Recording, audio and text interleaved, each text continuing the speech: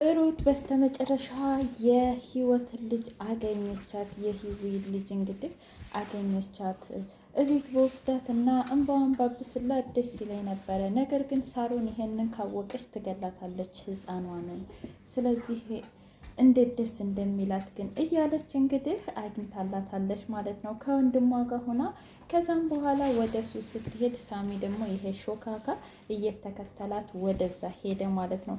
ከዛም በኋላ የሆነ ትልቅ ባዶ ቤት ነው እዛ ነበረ እንግዲህ ወንድሟ ጋር እየተከታተለች የሄደችው ማለት ነው። ሳሚ ደግሞ ከኋላ እየተከተላት፣ ደግነቱ ወንድሟ ነቅቶ ስለነበረ አፏን እናደረገ። ከዛም በኋላ ምንድን ነው ስትለው የሚከተልሽ ሰው አለ ሳሚ እየተከተለች ነው አላም ማለት ነው። ይሄ የሾካካ ብላ እሺ ያለች። የእውነት ደስ ይላል ማለት ነው። ምክንያቱም ሂዊ በጣም በቃ ሳሮን ራሱ አንቺ ዘረቢስ እንድትሞች ነው የምፈልገው፣ አንቺ ምንም የለሽም እያለች ወንድምና እህቴን ሁሉ እንዲጠሩኝ አድርገሻል እያለች እያዋረደቻት ነበረ። ቢያንስ ልጇን ካገኘች ደስ ይላታል ብዬ ተስፋ አደርጋለሁ ማለት ነው።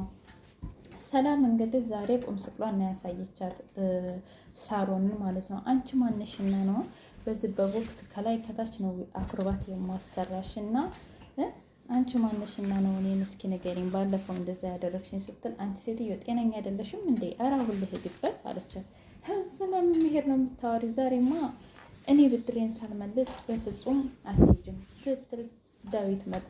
ቆይ አንቺ ሰላም ምን እየሰራሽ ነው? መቼም አንቺ ሴትዮ አብደሻል ሲል እኔ አላበድኩም፣ ነገር ግን እኔን የነካ ሰው ደግሞ ብድሬን ሳልመልስ ማለፍ አይቻልም እያለች እንግዲህ ላለቃትም እያለች እንትን ስትል ከዛ ዳዊት እየገላገላት ነበረ።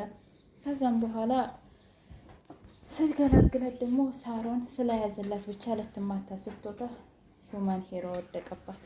ከዛ በኋላ ሂውማን ሄሯን እንግዲህ አፍራ ሂውማን ሄሯን ጠቅልላ እየሄደች ከዛም በኋላ ቆይ ማይችልማ አለቃትም። ውድና እየተከበራችሁ የቻናል ቤተሰቦች እንዴት ናችሁ? ሁሉ ሰላም፣ ሁሉ መልካም። እኔ እግዚአብሔር የተመሰገነ ይሁን ሰላም ነኝ። ለዚህ ቻናል አዲስ የሆናችሁ ሰብስክራይብ፣ ላይክ፣ ሼር፣ ኮሜንት በማድረግ ቤተሰብ የሆኑ ነበር ቤተሰቦች ደግሞ ስለምትከታተሉኝ ከልብ አመሰግናለሁ። እንግዲህ የህይወት መንገድ ባለማወቅ የባለሙን ውሽማ ይዞባት የመጣው ሴት ቀጣዩን ክፍል ተለቋል ይዤ መጥቻለሁ ማለት ነው። እውነት ለመናገር እንግዲህ ዳዊት ሁሉንም የእህቱን ጉድ አወቀ ማለት ነው። እሱ ክችን ሻይ ምናምን እያፈላ ነበር። ከዛም በኋላ ሩትና ህይወት ሲያወሩ እየሰማ ነበር ለካስ።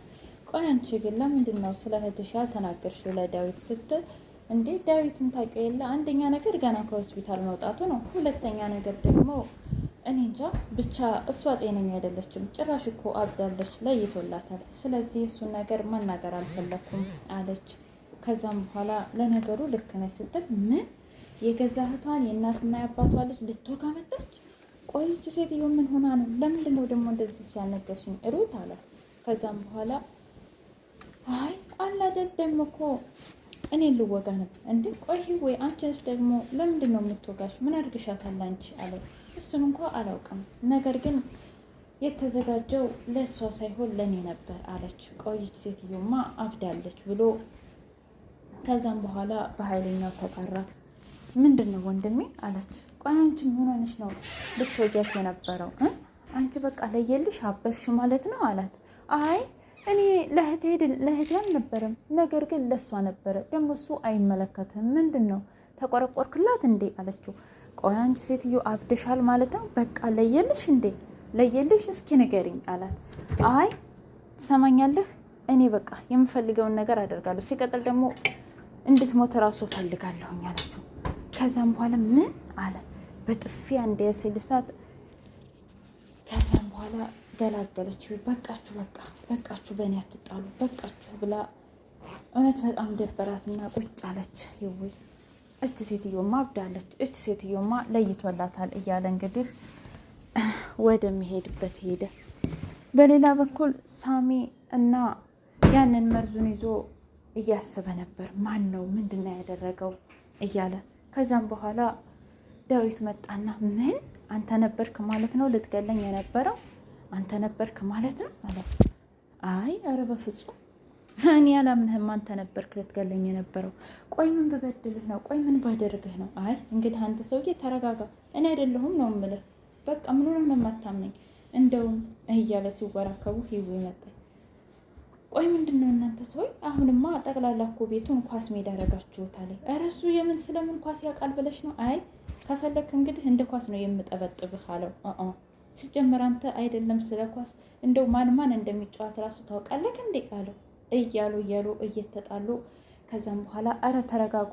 ሲጀመር ይኸውልህ እኔ ቦርሳ ውስጥ ነው የተገኘው፣ ግን እኔ በእውነት አንተን ለመግደል በፍጹም አልሞከርኩም። ማን እንዳደረገው አላውቅም አለች ሂዊ። አይ እሱ ነው ያደረገው፣ አንቺና እኔ እንድንጣላና ሆን ብሎ አንቺ ላይ ያደረገው እሱ ነው። እኔ ምን ይመስልሃል እንዳለው። አይ ይኸውልህ እኔ አመንክም አላመንክም እኔ አላደረግኩትም። ነገር ግን እኔ ለምን ብዬ አደርገዋለሁኝ? ከፈለክ ደግሞ እህትህን ጠይቅ። እንደውም ያኔ እህትህና እኔ ወደ ሆስፒታል እንመጣ ስንል ቦርሳ ፈልጌ እዛ ሳገኝ ሂዊ ቦርሳ ውስጥ ነው። እሷንም ማፋጥጫት ነበር፣ ግን ደግሞ እሷ እኔ አይደለሁም አለች። ኧረ ይሄ ሰውዬ እኔ ነገርኩ፣ ብታምንም ባታምንም እኔ አላደረግኩትም ነው የምልህ። እኔ ለምን ብዬ አደርገዋለሁ? እስኪ ንገረኝ። አንተን ለመግደል ለምን ፈልጋለሁ? መግደል ብፈልግ እኮ በአንድ ቦክስ ነው የምጥልህ አለው። እንደዚህ የተጣሉ በቃ ተረጋጉ። በሌላ በኩል እንግዲህ የምርመራው ውጤት ደረሰና ሂዊ ልጃቸው አይደለችም። አየህ፣ አይ አንተ ሰውዬ እንደው ቆይ ለምን ሆነህ ነው የምልህ እንደው በዚህ ልክ ሲለው፣ አይ በእርግጥ ወረ ምናልባትም እኮ ቀይረውት ይሆናል። ሰውዬ እንዴት ነው የሚቀየረው? አይ አንቺም እኮ ልትቀይሪው ትችያለሽ አላት። እኔ ለምን ብዬ ነው የምቀይረው? እስኪ ነገርኝ። አንቺ ግን ያ ሁሉ ብር ከየት እያገኘሽው ነው? ማለቴ ባለፈው ውድ ጫት ቆሻሻ ውስጥ ስጥይ አይቼሽ ነበር አላት ሩትን። አንተ ሰውዬ እየተከታተልከኝ ነው እንዴ?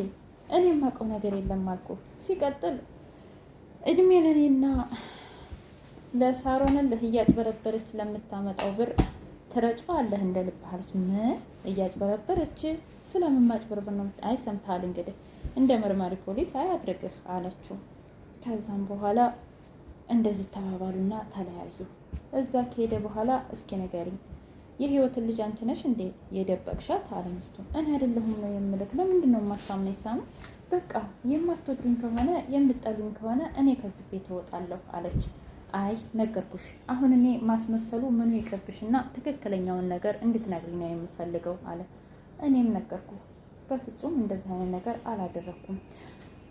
ንገሪ ነው የምልሽ። ዛሬ ጉድ ሳይፈላ አንቺ ሲጀመር አብደሻል፣ ተቀይረሻል። እኔ የማቅሽ ሳሮን አይደለሽም አላት። ከዛው ቃ የወደቀ ይመስላ ፊንት የነቀለ ይመስላ ሳሚ ሳሚ እያለች ወደቀች። አንቺ አትቀልጅ፣ አሁን የምቀለድበት ሰዓት አይደለም። እንደሞ እኮ በቃ አሪፍ ሰዓቱ ላይ ነው እንደዚህ የምትወርቅ። ታይ ተነሽ ሲላት አልነሳለች፣ ዝም አለች። በሌላ በኩል እንግዲህ ሂዊና ሩት እያወሩ እኔ በእርግጥ አንቺ እንዳላደረግሽው አውቃለሁኝ። ኧረ እኔ ለምን ብዬ ዳዊትን ልገለው እሞክራለሁኝ? እኔ ግን እዚህ ቤት ሆን ተብሎ እኛ እንድንለያይ እኛ እንድንጠላ የሚፈልግ ሰው አለ አለች። አይ እሱስ ልክ ነሽ አለች። ማለት ልክ ነሽ፣ የምታውቂው ነገር አለ እንዴ አለቻት ሩትን። ኧረ እኔ አላውቅም፣ ነገር ግን አላዴል የሚደረገው ነገር እንደዛ ይመስላል። ለማንኛውም አይዞሽ። ያው ግን ዳዊት እኮ ከሌላ ሰው ፍቅር ይዞታል። ምን? አዎ ለነገሩ ልክ ነሽ። እንማን ይፈልጋል ብለሽ? አረ እንደዛ ማለት ፈልጌ አይደለም። ያው እህቱ አይደለሽ፣ የተሻለ ነገር ነው የምትመኝለት አለች። እዩልሽ እኔ አንቺን ዝቅ ለማድረግ ፈልጌ አይደለም። አንቺ ጥሩ ልጅ ነሽ፣ ግን ደግሞ እኔ ያልኩት ዳዊት ከሌላ ሰው ፍቅር ይዞታል ማለት ፈልጌ ነው። ባለፈው ቀይ አበባ ገዝቶ ይዞ ሲሄድ አይቼዋለሁ። እና ፎቶዋን ታውቂዋለሽ? ታውቂያታለሽ? አዎ አውቃታለሁ ብላ አሳየቻት። ውይ በጣም ቆንጆ ነች አለች። አዎ ቆንጆ ነች። እኔንማ ማን ይፈልጋል? ዘረቢስ ልጅ እንኳ የት እንዳለች የማላቅ ሴትዮ አለች። ከዛ ሂዊ አረ ተረጋጊ፣ እንደዛ አትበይ፣ በጣም ቆንጆ ነሽ አለቻት። እሺ ይሁን፣ ለነገሩ እኔና ዳዊት ግን እንድንለያይ በዙሪያ ያሉ ሰዎች ለምንድን ነው የሚሞክሩት? ቆይኛ ምን አደረግን እያለች ነበር። አይ እንደዛ አይደለም ሲመስለኝ፣ ግን ያው ሂዊ እህታቸው ስለሆነች እህትና ወንድም እንዳይፋቀሩ በመፈለግ ይመስለኛል። እና ሩት ራሷ ይመስለኛል ዳዊትን ያፈቀረችው ማለት ነው። ነገር ግን የሌላ ሰው ፎቶ ተጠቅማ አውቃ እንድታረቀው ፈልጋ ነው እንጂ እና ዛሬ